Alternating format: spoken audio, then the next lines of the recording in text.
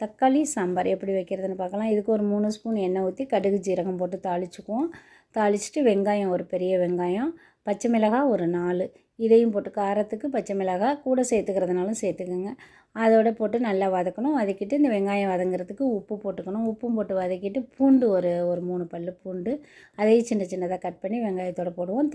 தக்காளி ஒரு 3 தக்காளி அதையும் போட்டு நல்லா வதக்குவோம். ரொம்ப குலைவாக வதங்கணும்னு இல்லை, மீடியமாக வதங்கினா போதும். இதுக்கு தூள் சாம்பார் பொடியும் போட்டுக்கலாம், குழம்பு மிளகாய் தூளும் போட்டுக்கலாம், ரெண்டுமே போட்டுக்கலாம், நல்லாயிருக்கும். இது போட்டு நல்லா வதக்கிட்டு அந்த தக்காளி வெங்காயம் மிளகாய்த்தூள் வாசனை பச்சை வாசனை இதெல்லாம் போகிற அளவுக்கு நல்லா வதங்கி தண்ணி தேவையான அளவு ஊற்றிக்கணும். குவான்டிட்டிக்கு தேவையான அளவு தண்ணி ஊற்றிக்கோங்க.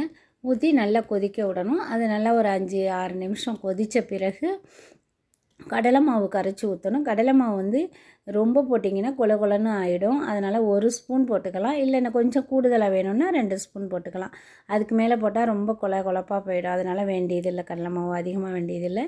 இதெல்லாம் போட்டு அந்த கடலை மாவோட பச்சை வாசனை போகிற அளவுக்கு நல்லா கொதிக்க விடணும் ஒரு 5 நிமிஷம். அது நல்லா கொதித்த பிறகு கொத்தமல்லியும் கருவேப்பிலையும் போட்டுக்கோங்க. அப்புறமா பெருங்காயத்தூள் கொஞ்சம் மேலே தூவி விடுங்க, வாசனையாக வரும்.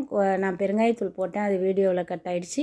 இது போட்டு கொதிக்க விட்டு இறக்கிட்டு இது இட்லி தோசை எல்லாத்துக்குமே நல்லாயிருக்கும். இது பருப்பு போடாததுனால கடல மாவு போட்டு வச்சுருக்கோம். திடீர்னு சீக்கிரமே வச்சிடலாம். இந்த ரெசிபி பிடிச்சிருந்தால் லைக் பண்ணுங்கள், ஷேர் பண்ணுங்கள், கமெண்ட் பண்ணுங்கள். இது மாதிரி இன்னும் வீடியோஸ் பார்க்குறதுக்கு பீனிக்ஸ் பெண்கள் யூடியூப் சேனலுக்கு சப்ஸ்கிரைப் பண்ணி வச்சுக்கோங்க. தேங்க்யூ.